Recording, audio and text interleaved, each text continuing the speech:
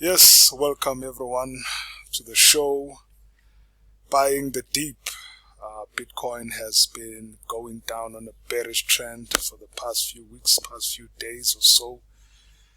And it fell down all the way until, say, $58,000 per coin. That's a major fall. But even though now it's trading at $60,000, $61,000 per coin currently, but is it time for people to buy the dip? Well, it depends how people really feel about this situation. There's a lot of negatives and positives to take out of it. And before I start doing some analysis, please be sure to subscribe. Please be sure to like the show.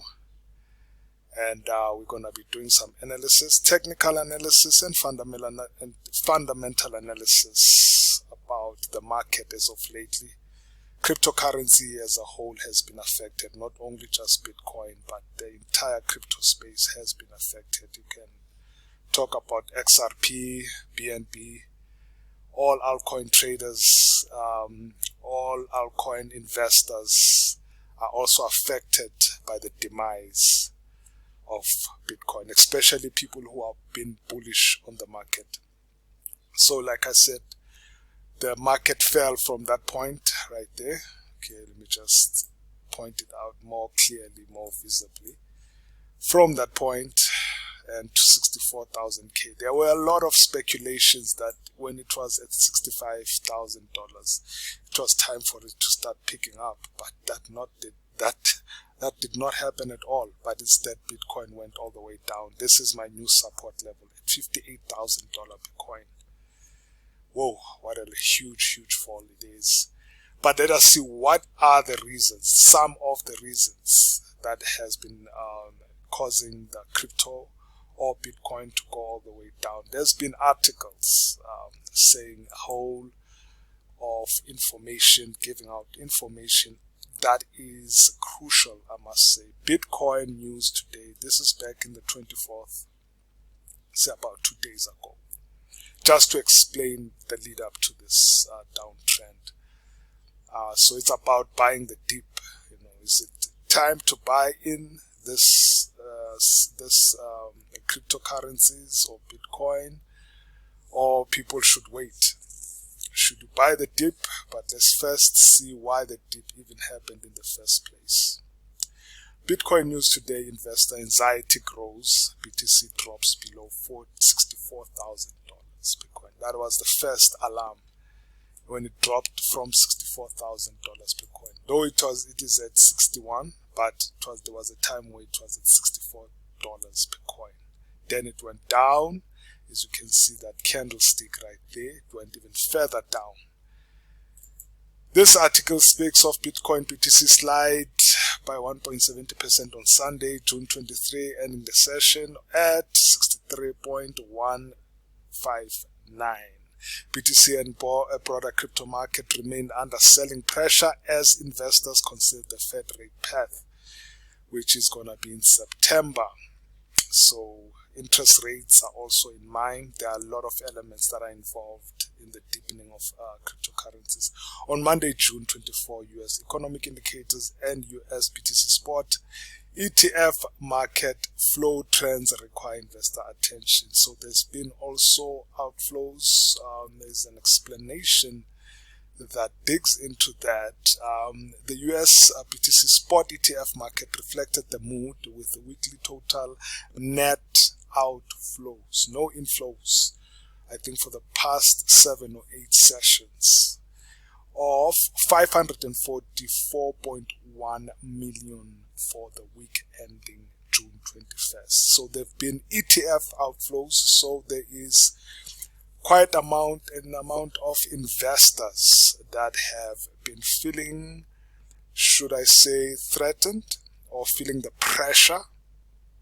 So there is sort of like a panic. I wouldn't say panic, but investors sometimes they have a thought of say, okay, they can pull out in the meantime. Why? Because they are waiting for some crucial decision, like the interest rate decision, especially that is coming in September. whether the interest rates are going to go up or down. MicroStrategy could not change the mood despite the announcing. I'll also speak about MicroStrategy's buying of Bitcoins. They are the crypto whales, the biggest whales that we have. So this net outflows in this article is something that I could highlight from this article. Another factor that I would say has contributed to the Bitcoin's downfall is Germany dumping 900 Bitcoins sell-off yields, market volatility. Yeah, that was a big one. And the story highlights the German government sold a large amount of Bitcoin, over 900, in 2 transactions, totaling over $50 million. So there is that kind of panic that is happening in the market. I don't know if it's panic or is it strategy. Okay. And then this sell-off, along with other factors, might be contributing to the recent drop in Bitcoin price. So this selling, let me look at that. This article came out on the 25th. Today is the 26th. So it came out on the 25th. So these are some of the factors that have been. I think there is also another article that describes Germany selling like something about 350 million worth of Bitcoins previous to that, because as you can see, the government sold a large amount in 2 transactions. So this must be the second transaction. The first transaction was a larger amount. So this has been the latest sell-off that they've been involved in. Germany, despite the sell-offs, some major investors are still buying Bitcoin. These are some of the people who are buying the dip, and some believe the price will rebound by the end of 2024, which is far from now. We are still in the middle of 2024. We as midday day traders are facing volatility where Bitcoin is going down and down and down, because we are the bulls. We represent the bulls, the buying of Bitcoin. So these news are some of the news that affected the market, even though there are those who consider this as a favorable choice.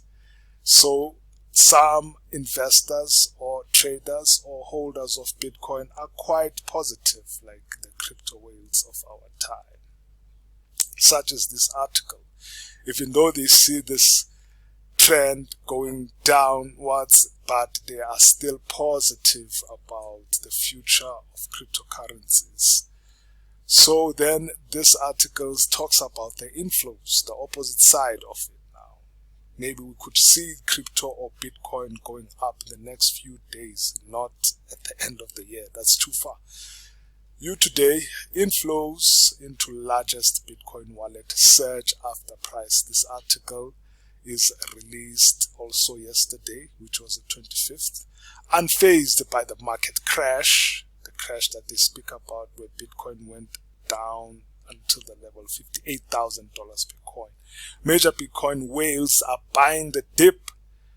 They are the ones who are starting to buy the dip. These whales are the earliest to enter the dip, buying it cheap, of course, to buy the dip. These whales are into that. And we're gonna see how, according to the cryptocurrency analytics platform Into the Block, Bitcoin's largest wallet have recorded the highest amount of net inflows following the cryptocurrency market crash.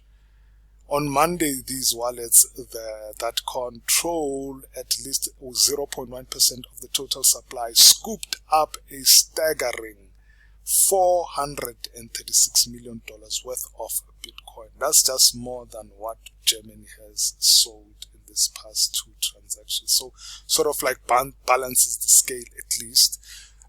Maybe we hope we as bullish people on the Bitcoin or cryptocurrency market, things could recover from where they were. Bitcoin Carnage, the whales have probably followed the famous advice by legendary investor Warren Buffett, to buy when there's blood on the streets. Indeed, there's blood on the streets. As you can see, Bitcoin has been having a lot of it as of late. Another big whale or probably the biggest whale, not probably, they are the biggest whale. MicroStrategy, Michael Saylor being the lead head of that. A few days ago, on the 20th, an article came out saying Michael Saylor's MicroStrategies acquires 11.9k more Bitcoin for $786 million. The company now holds 331 Bitcoins worth just shy of $15 billion. Well, this is the time, the thing is, this is the time when I thought, when it was at these levels, at $64,000 per coin, I was hopeful that, the market will start. That initially did not happen as we hoped, as people were bullish, but instead the market went all the way down. It sank to $58,000 per coin. So we can say that this story has been overpowered by the market either way. But it also contributes to the fact that there's been a net outflows of Bitcoin in the market. Nasdaq-listed software firm MicroStrategy, the largest corporate holder of Bitcoin, BTC, has acquired another 11.93 BTC for $786 million, according to Thursday Morning Press. That was back in the day, led by Executive Chairman Michael Saylor. The company, as of the end of April, held 214,400 Bitcoins. 214,400 Bitcoins. This latest acquisition brings the company's total holdings to 226,331 tokens worth just under $15 billion at Bitcoin's current price of roughly roughly $66,000 when this acquisition was happening. That's the man right there, Michael Saylor, that you see on your right hand screen.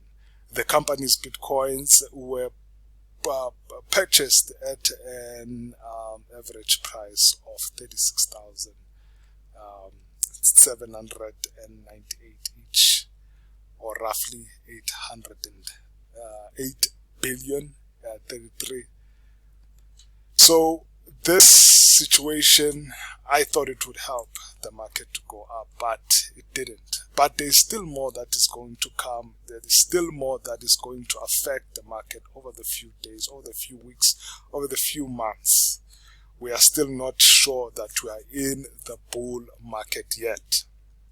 So is it time to buy the dip? It's up to the investor, to the trader. Remember, I'm not an investment advisor or a financial advisor, but an analyst who is analyzing the market and hopefully giving accurate information on fundamental and technical analysis. Technically speaking, I have my support level at $58,000 per coin, but right now we are standing at $61,000, roughly just above it. Let's see what happens on the crypto market, because most cryptocurrencies have been affected by this downtrend. So until next time, let's see what happens. Let's see if there will be more and more investors and crypto traders to buying or interested to buying this dip. If they should, then we're going to see an uptrend occurring once more again on the cryptocurrency space. Until next time, thank you very much for joining.